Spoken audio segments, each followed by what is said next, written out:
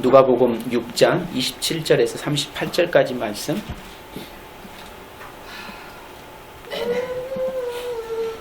한 절씩 교독합니다. 그러나 내 말을 듣고 있는 너희에게 내가 말한다. 너희의 원수를 사랑하여라. 너희를 미워하는 사람에게 잘 해주고 너희를 저주하는 사람을 축복하고 너희를 모욕하는 사람을 미워하여라. 내 뺨을 치는 사람에게는 다른 뺨도 돌려대고 내 겉옷을 빼앗는 사람에게는 속옷도 거절하지 말아라. 너에게 달라는 사람에게는 치고 내 것을 가져가는 사람에게 도로 찾으려 하지 말아라. 너희는 남에게 대접을 받고자 하는 대로 남을 대접하여라. 너희가 너희를 사랑하는 사람만 사랑하면 그것이 너희에게는 장한 일이 되겠느냐. 죄인들도 자기를 사랑하는 사람을 사랑한다. 너희를 좋게 대하여 주는 사람들에게만 너희가 좋게 대하면 그것이 너희에게 무슨 장한 일이 되겠느냐. 죄인들도 그만한 일은 한다. 도로 받을 생각으로 남에게 구워주면 그것이 너희에게 무슨 장한 일이 되겠느냐. 죄인들도 부산이 개발받는 소량으로 죄인들에게 구워주자. 그러나 너희는 너희 원수를 사랑하고 좋게 대하여 주고 또 아무것도 바라지 말고 구워주어라. 그러면 너희는 큰 상을 받을 것이요 너희는 가장 높으신 분의 자녀가 될 것이다. 그분은 은혜를 모르는 자들과 악한 자들에게도 인자하시기 때문이다. 너희 아버지께서 자비하신 것과 같이 너희도 자비로운 사람이 되어라. 남을 심판하지 말아라. 그러면 하나님께서도 너희를 심판하지 않으실 것이다. 남을 정죄하지 말아라. 그러면 하나님께서도 너희를 정죄하지 않으실 것이다. 남을 용서하여라. 그러면 하나님께서도 너희를 용서하실 것이다. 남에게 주어라. 그러면 하나님께서도 너희에게 주시니 회를 누르고 늘어서 넘치도록 구하게 되어 너희를 편하게 하실 것이다. 너희가 너희를 주는 그대로 너희에게 도로하여 주실 것이다. 아멘.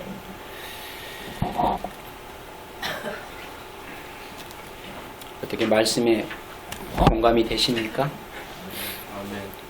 오늘 누가복음 6장 27절 38절 말씀을 가지고 거저받았으니 거저주라 라는 제목으로 같이 은혜 나누길 원합니다.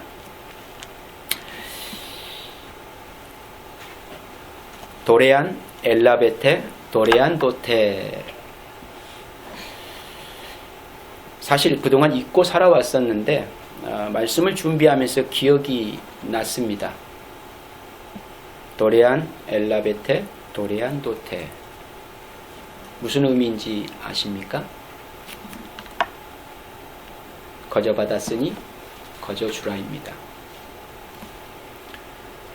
이 말씀은 제가 사실 신대원을 졸업하고 목사가 되고 나서 기도하던 중에 사명처럼 다가왔던 말씀이었습니다. 마태복음 10장 8절의 말씀이었는데 거저받았으니 거저주라. 참 그 당시에는 얼마나 이 말씀이 내 가슴팍에 강하게 도전이 되고 목회자로 살아가는 삶은 이 삶을 지향하여서 살아가는 것이 맞겠다. 거저받았으니 거저주는 것이 옳다.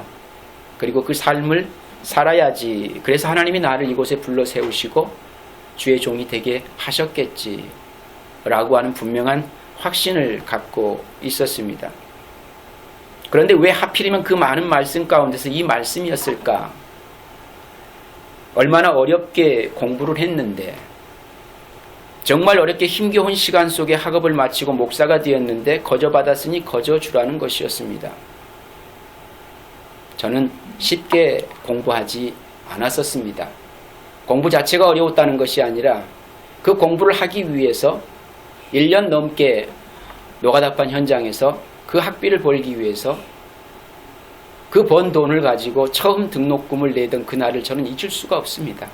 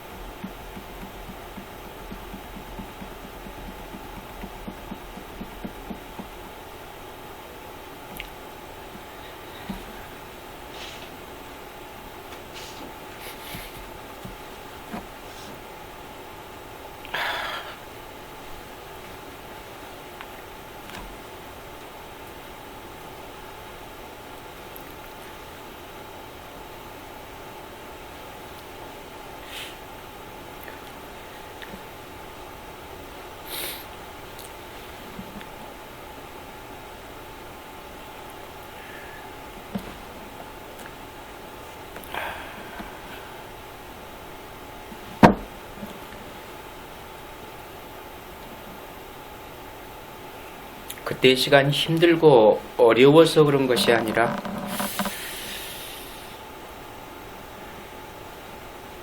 그 상황 속에서도 그때는 너무나 감사했고 하나님이 종의 길을 가도록 그런 삶의 시간들을 통해서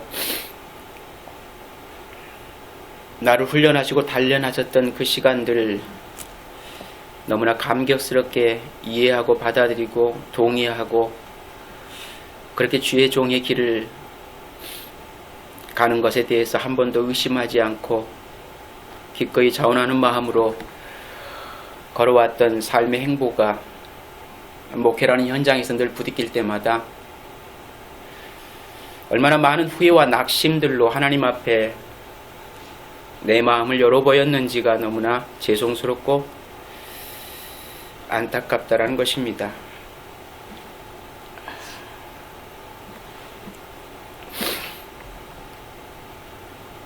정말 어렵게 힘겨운 시간 속에서 학업을 마치고 목사가 되었는데 거저 받았으니 거저 주라는 거, 지금 이 순간에도 저는 이 말씀 가운데서 갈등하고 있는지 모릅니다. 거저 줄 수 있을까?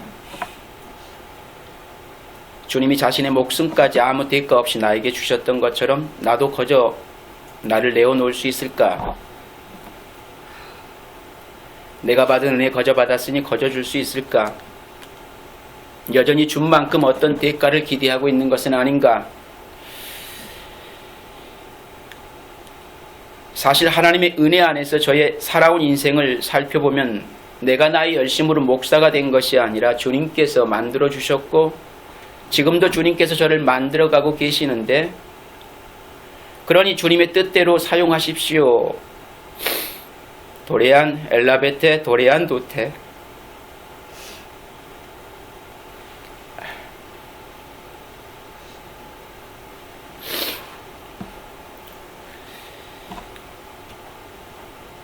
거저 받았으니 거저 주라.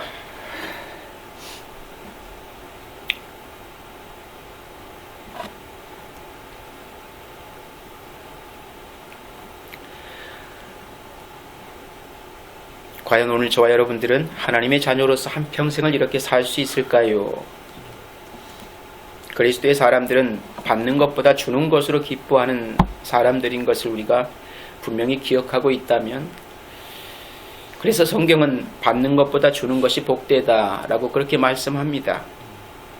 그러면 이렇게 거저 받았으니 거저 주는 복된 삶을 살려면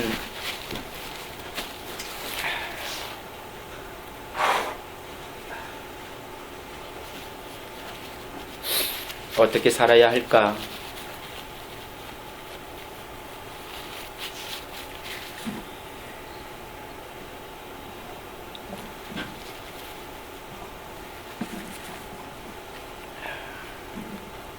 목회자의 삶을 살면서 제 안에 한 가지 기도하는 제목이 있습니다. 제가 어떤 분의 간증을 들었던 적이 있었거든요. 그게 뭔고 하니,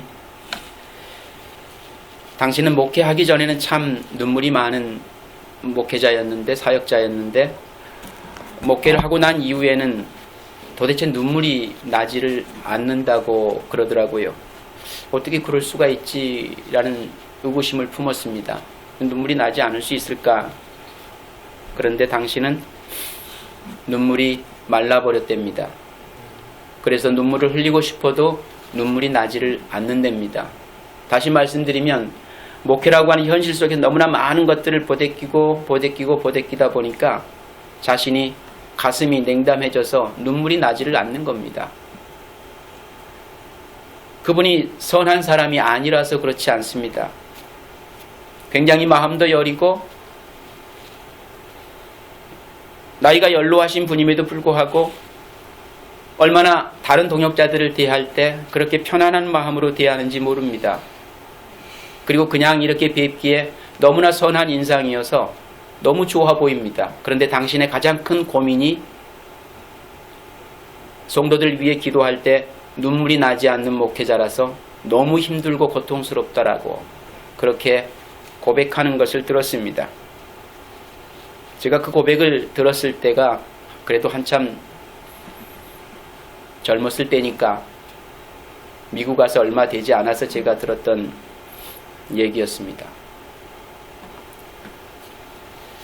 그때 제 마음속에 하나님, 제가 목회자로 살아가는 동안에 이 목사님처럼 눈물이 마르지 않게 해주옵소서.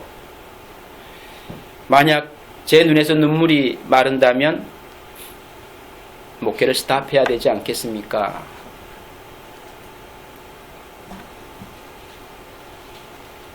근데 다행히도 아직까지는 제게 눈물이 메말아 있지는 않은 듯 싶습니다.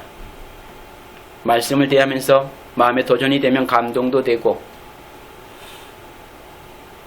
그 하나님의 사랑을 절절히 생각하면 가슴이 뭉클하여, 그래 맞지, 그 하나님의 사랑이 나와 함께 하시는데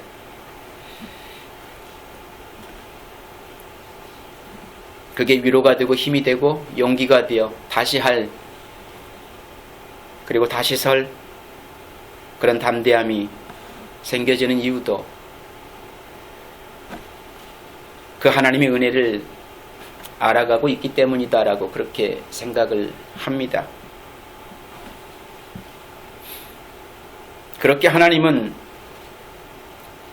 하나님의 열심을 통해서 우리 한 사람 한 사람을 당신의 백성으로 만들어가고 계시고 지금도 여전히 그 일을 계속 진행해가고 계신 것입니다.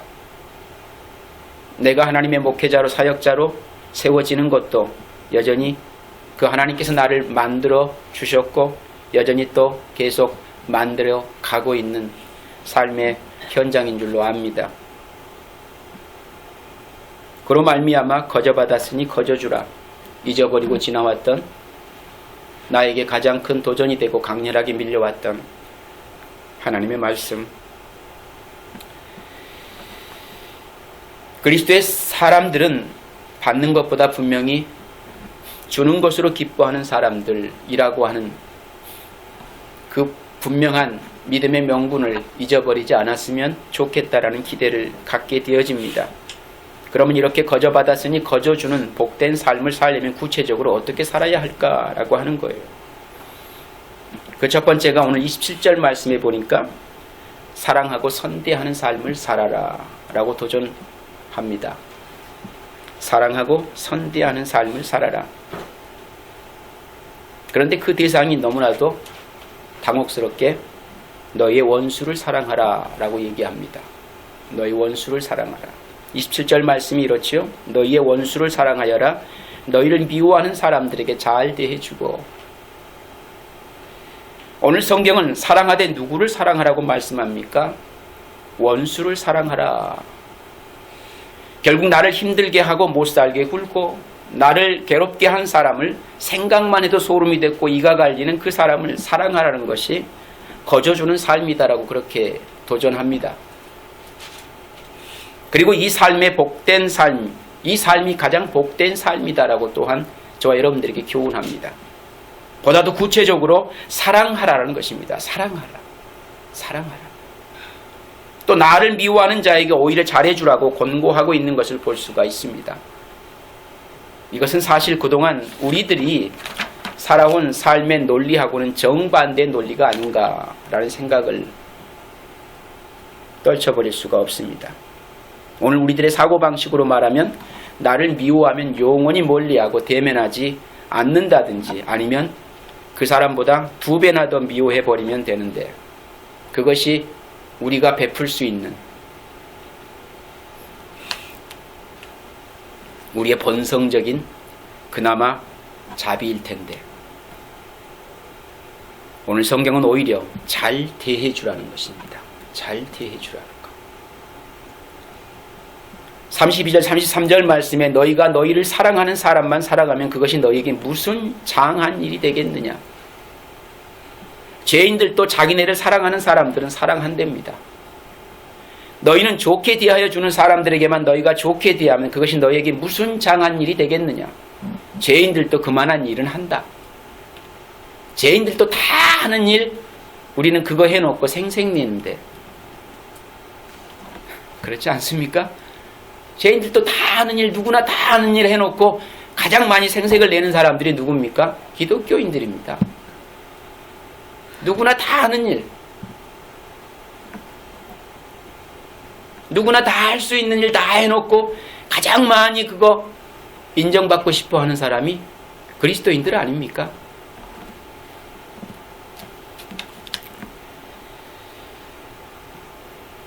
오늘 우리들은 가정에서, 학교에서, 직장에서, 교회에서 나를 미워하는 자가 있다면 그 사람을 사랑하고 잘 대해줄 수 있습니까?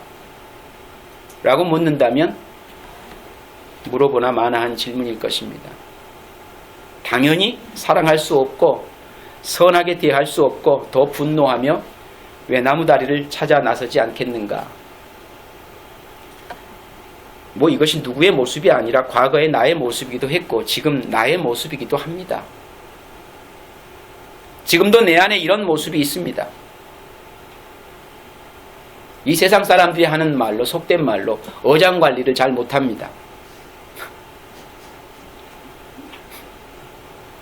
그런데 중요한 것은 주님께서 이런 원수 같은 저희를 사랑하신다라는 거예요. 사랑하신다라는 거.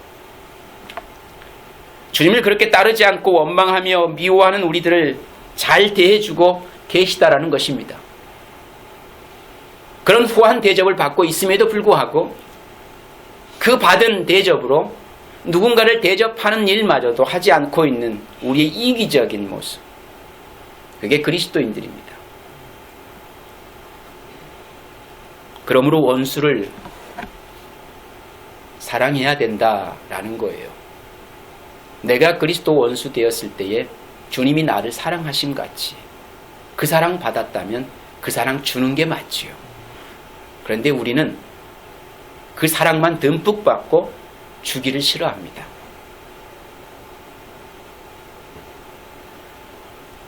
나를 미워하는 자를 더욱 다정하게 가까이 해야 되는데 더욱 멀리하고 기피하는 게 우리의 본능적인 우리의 행동 지침입니다. 그것이 나를 지키는 거라고 생각하기 때문에 그렇습니다. 더 이상 내가 그에게 빼앗기는 것이 싫은 겁니다.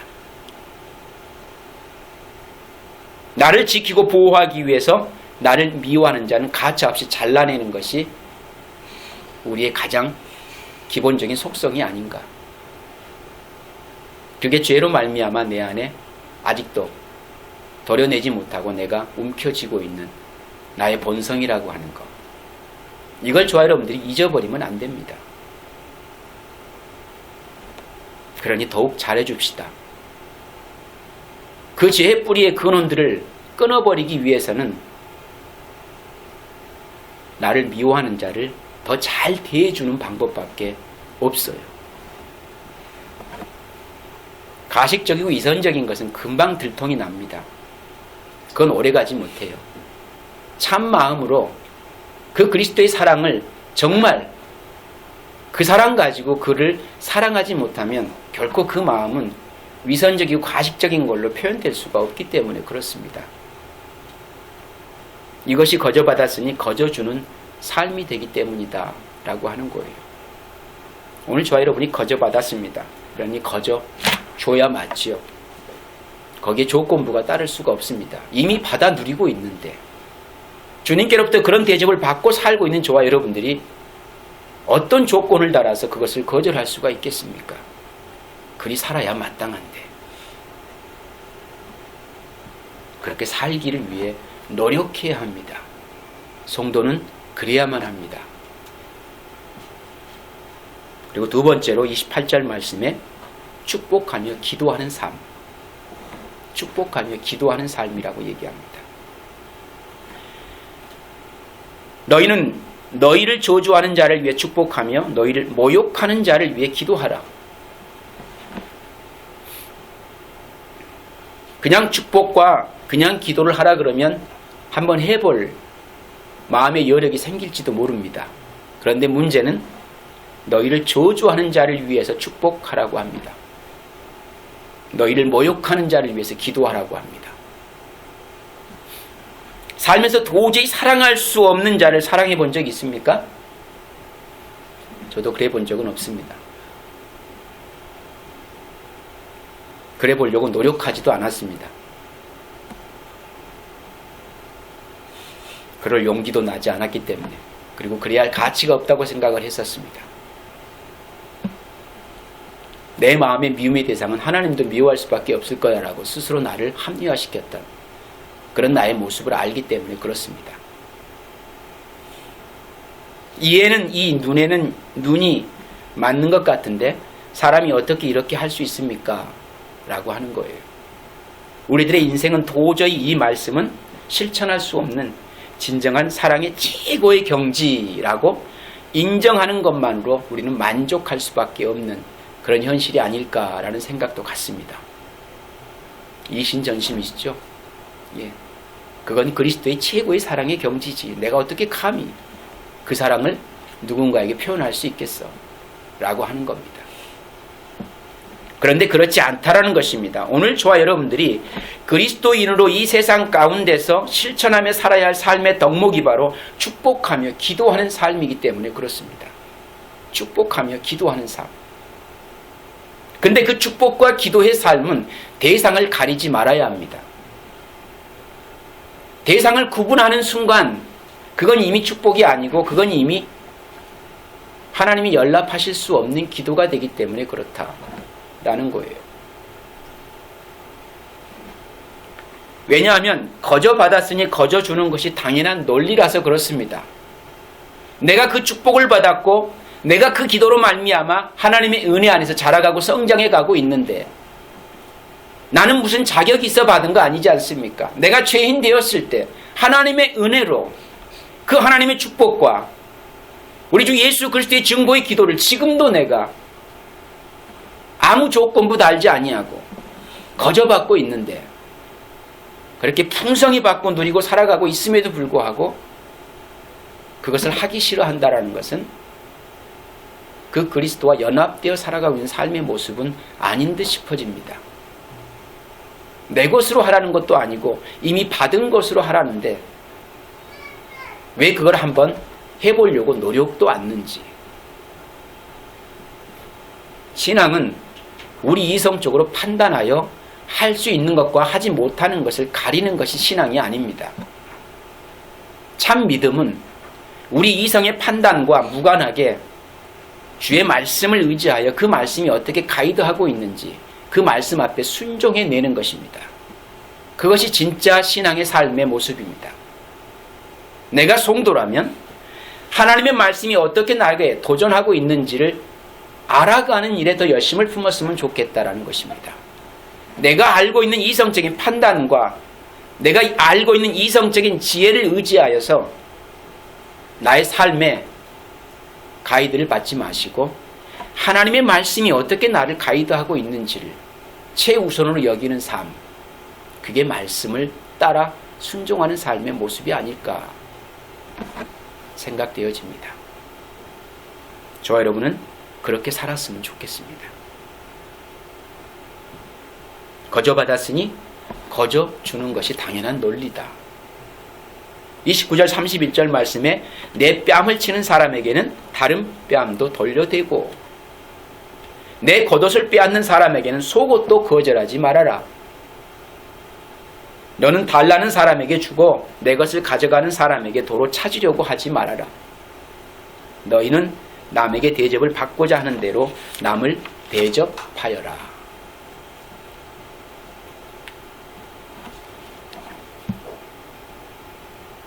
과거에 우리가 예수님을 알기 전에 만나기 전에는 그렇게 주님을 향해 저주하던 자였습니다. 주님을 모욕하던 자였습니다. 주님을 십자가에 못 박으라고 소리 고래고래 지르며 그 현장에 서 있던 저와 여러분들이었다고 하는 것. 그런 우리를 주님이 주님의 축복을 누리고 주님의 중보 기도를 통해서 믿음의 삶을 영위하게 된 것이다 라고 하는 거예요. 오늘 우리들이 예수님의 중보 없이 하나님께로 나아갈 수 있습니까? 결코 그럴 수 없습니다. 예수님의 십자가 없이는 하나님께로 나아갈 길이 없었는데 그 예수님이 친히 저와 여러분들이 하나님께로 나아갈 수 있는 길이 되어주셨지 않습니까? 그런데 예수님께서 오늘 저와 여러분들에게 다시금 도전합니다. 내가 길이요? 내가 진리요? 내가 생명이 되어지고 있기 때문에 그 예수 그리스도와 연합된 하나님의 거룩한 백성들이라면 거저받은 그 놀라운 축복, 주님께로 거저받고 있는 그 놀라운 증보의 기도, 그 축복과 그 기도로 거저주는 것이 마땅하지 않느냐라고 하는 거예요. 혹 여러분 주위에 여러분들을 저주하는 자가 있습니까? 인생을 얼마나 험하게 살았으면 그럴까라고 생각지 마시고, 험하게 안 살아도 누군가는 나를 끊임없이 저주하고 싶은 이들이 꼭 있습니다. 아무 이유 없이 우겨쌈을 당할 수도 있습니다. 그럴 때 그를 미워하지 말고 축복해 주랍니다. 우리들을 모욕하고 수치스럽게 하는 이들이 있습니까? 같이 받은 대로 갚아주지 마시고 불쌍히 여기고 기도해 주라는 것입니다. 혹 축복해 주고 싶지 않은 사람이 있을지라도 예수님 때문에 눈물을 머금고 축복해 주십시오. 이것이 거저받았으니 거저주는 삶이라서 그렇습니다. 성도는 그렇게 살아야 합니다. 세 번째로 37절에 보니까 비판하지 말고 용서하는 삶이라고 말씀합니다. 남을 심판하지 말아라. 그리하면 하나님께서도 너희를 심판하지 않으실 것이다. 남을 정죄하지 말아라. 그리하면 하나님께서도 너희를 정죄하지 않으실 것이다. 남을 용서하라. 그리하면 하나님께서도 너희를 용서하실 것이다. 이것이 인생을 지혜롭게 사는 비결이 됩니다.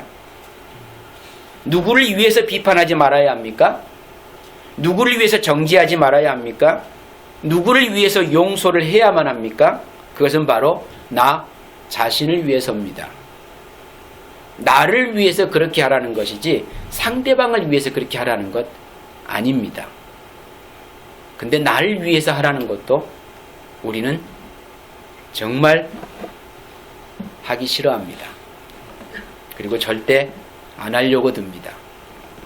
다 나를 위해서 해라는데 그게 다 상대방을 위해서 하는 일 같아서 하고 싶어 하지 않습니다.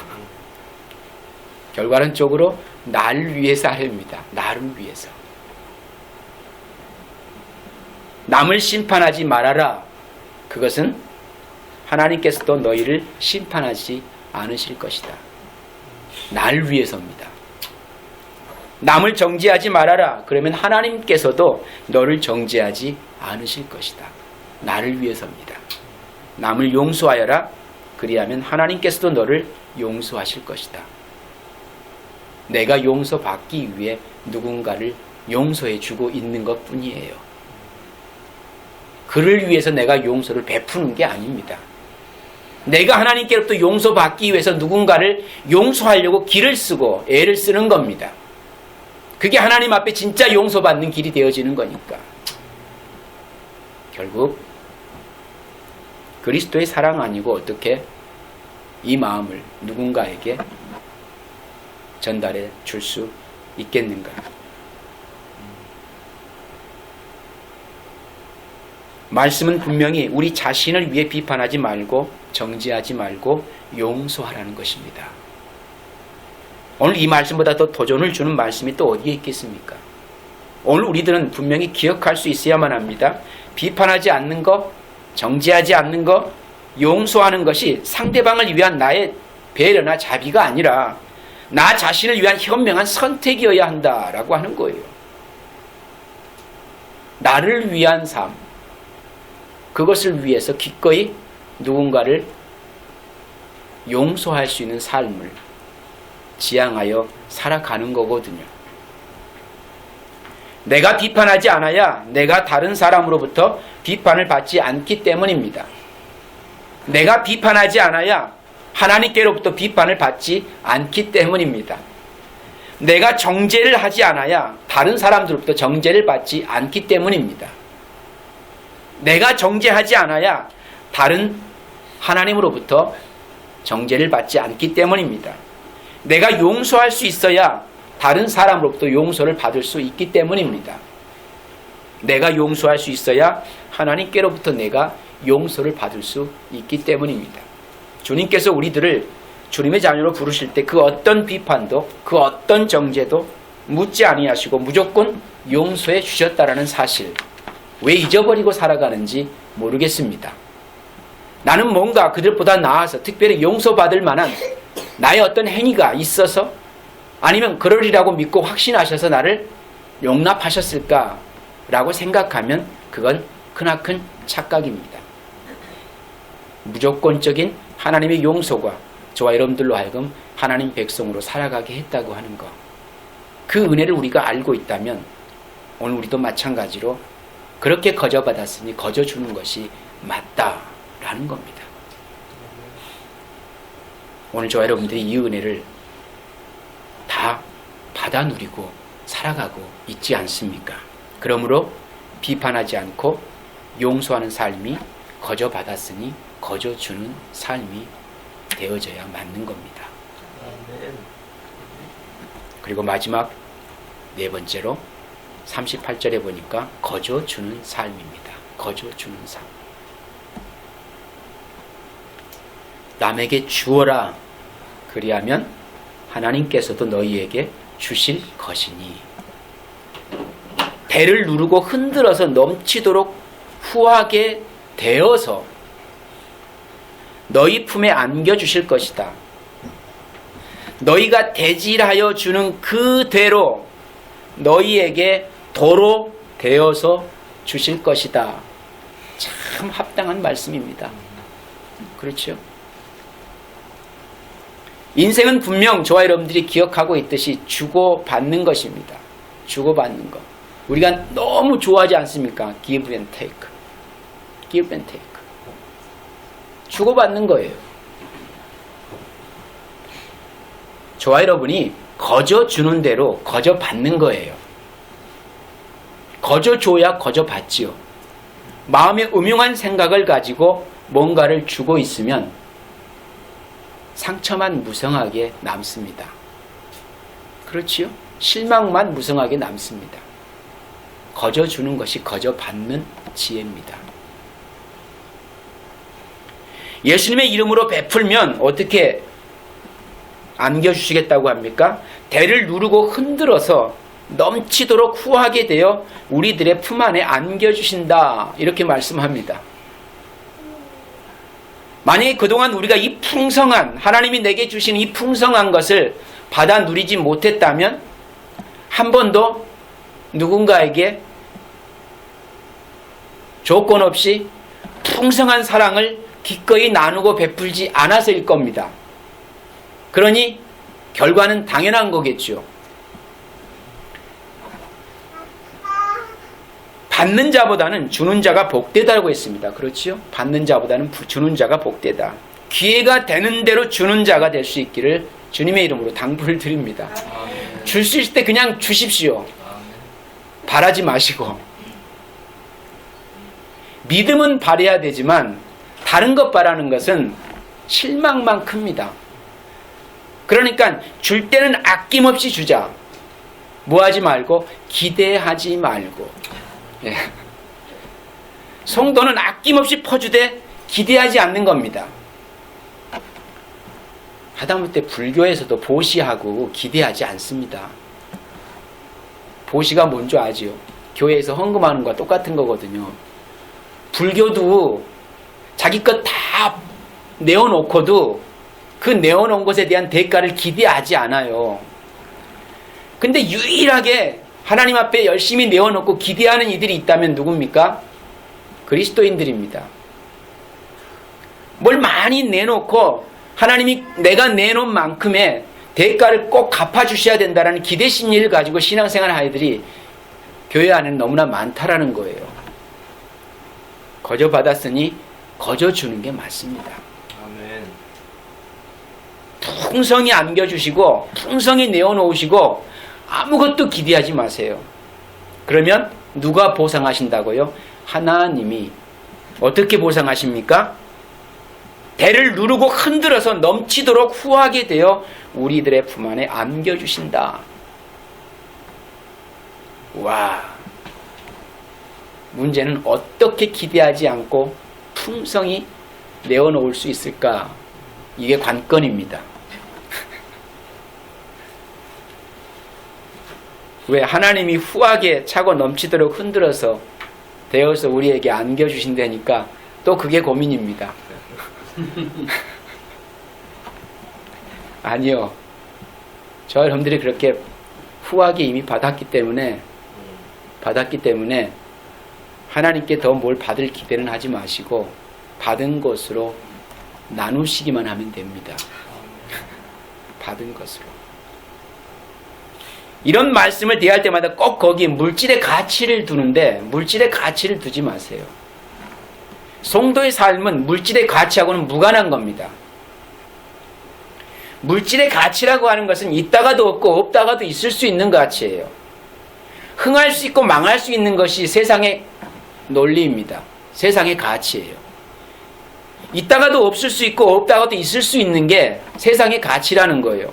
그 세상의 가치가 어떻게 믿음의 가치에 결부되어서 내가 한 만큼의 가치가 그렇게 세상으로부터 내게 되돌려받는 가치로 이해가 되는지 모르겠어요. 그 가치는 변하지 않는 거라야 됩니다. 그건 하나님의 풍성한 사랑입니다. 그 사랑을 받았으면 그 사랑을 되돌려 세상 가운데 내어놓는 게 맞지요. 그게 그리스도인의 삶입니다. 그게 성도의 삶이고 그게 하나님 백성의 삶의 원리입니다. 우리가 가난한 것은 그리스도로부터 풍성한 사랑을 받았음에도 불구하고 그 사랑을 나누지 않아서 가난한 거지, 그 사랑을 풍족히 나누고 있는데 여전히 가난한 심령을 가지고 살아가는 일은 아무도 없습니다. 다 부유한 자가 되어 살게 되어져 있습니다. 왜? 하늘의 것으로 부유한데 어떻게 스스로가 가난하다라는 표현을 쓸 수 있겠습니까? 절대 그럴 수 없어요. 성도가 행복하지 않은 것은 이 세상의 부요를 쫓아 그 세상의 부요로 말미암아 풍족함을 누리길 원하기 때문에 가난한 겁니다. 하나님의 것으로 부유한 자가 된 이들에게 있어서는 그 세상 그 어떤 것이 내게 와도 그것의 가치를 부여하지 않습니다. 성도의 삶은 세상의 빛이에요. 세상의 소금으로 드러나야 하는 거거든요. 그것은 저울질에서 저울에 닿을 수 있는 것이 아닙니다. 달아지지도 않습니다. 그 평가는 하나님이 저와 여러분들에게 내리시는 평가일 뿐입니다. 그것으로 만족되어 살아갈 수 있는 이가 세상에 참 행복을 소유하고 살아가는 이들인 것이고, 그것에 만족하지 못한 이들에게 있어서는 세상의 가치가 끊임없이 저와 여러분들에게 진짜 행복이 뭔지를 계속 저울질하는 여러분들의 유혹이 미끼가 되어질 것입니다. 이 말이 맞는 것 같습니까? 예, 생각해보니 딱 맞습니다.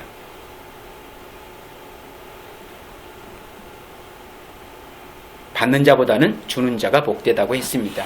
그러니 기회 되는 대로 기대하지 마시고 주십시오. 그것이 무엇이든 먼저 주는 자가 될 수 있기를 주님의 이름으로 당부를 드립니다. 또 뭐라고 말씀하십니까? 이왕 주는 거 후하게 주라고 하잖아요. 후하게. 어차피 줄 거 왜 인색함으로 내어놓는지 모르겠어요. 그거 참 어리석은 겁니다. 아예 내놓지 말든지 내놓을 바에는 후하게 내놓든지 왜 거기에 내 인색한 마음을 끼워서 내놓느냐는 거예요. 그건 안함만 못한 겁니다. 안함만 못한 거예요. 이게 삶의 지혜고 믿음의 지혜입니다. 좋은 것으로 주라는 겁니다. 좋은 것으로. 인색한 마음이 들어가는 그 순간 그건 뭐예요? 나도 별로 탐탁지 않게 여기는 거 그냥 내놨다는 얘기예요. 탐탁지 않게 여기는 거. 좋은 것으로 주라는 겁니다. 좋은 거. 후하게 주라는 것이 그냥 막 무슨 양의 질을 따져가지고 이렇게 막 크게 내오라는 게 아니에요. 좋은 거. 내가 보기에도 아까운 거. 내가 소중히 여길 만한 거. 내가 정말 애착을 갖는 거. 음식으로 따지면 정말 내가 먹고 싶은데 그걸 줄 수 있는 마음을 후하게 주는 마음이랍니다. 후하게 주는 마음.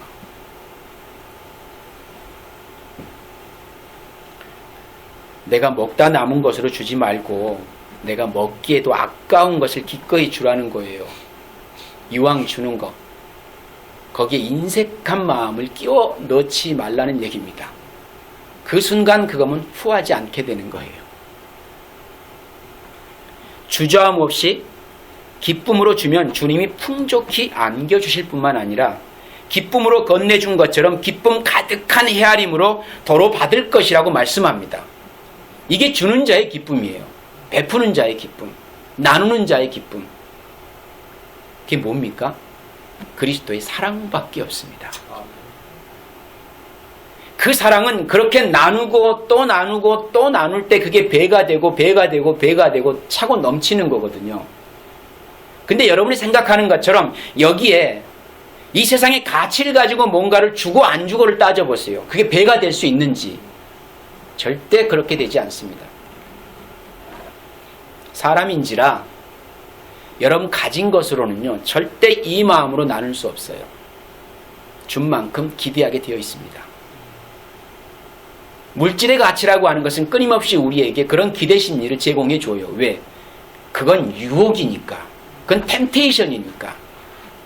그걸 축복이라고 여기는 사람들은 이미 그 템테이션 안에 머물러 있는 거고 그 속에서 유유자적하기 때문에 그게 유혹인지도 모르고 살아가는 거예요. 그러나 그것을 초월하여 살아갈 하나님의 성도들에게 있어서는 이게 유혹이 되는구나. 왜? 내 마음이 빼앗기잖아요. 하나님께 가야 할 마음이 자꾸만 세상을 향해 집착하게 되잖아요. 그렇지요? 그게 유혹이거든요. 누군가에게 내어놓고도 왠지 거기에 합당한 보상이 내게 돌아오지 않으면 마음이 섭한 마음이 금세 드는 이유가 뭡니까? 거기에 가치를 둬서 그렇습니다. 근데 하나님의 사랑은 가치를 매겨지지 않습니다. 거저 받았으니 거저 주는 것이라 아깝지 않아서가 아니라 너무 귀하고 소중한 것이라 나누면 나눌수록 내가 행복해지는 거예요. 그래서 내가 가진 거 다 퍼주어도 그리스도 안에 내가 부유할 수 있는 거, 행복할 수 있는 거, 기뻐할 수 있는 거, 그 이유가 있다면 하나님으로 만족할 수 있게 되었기에 가능한 겁니다. 하나님으로.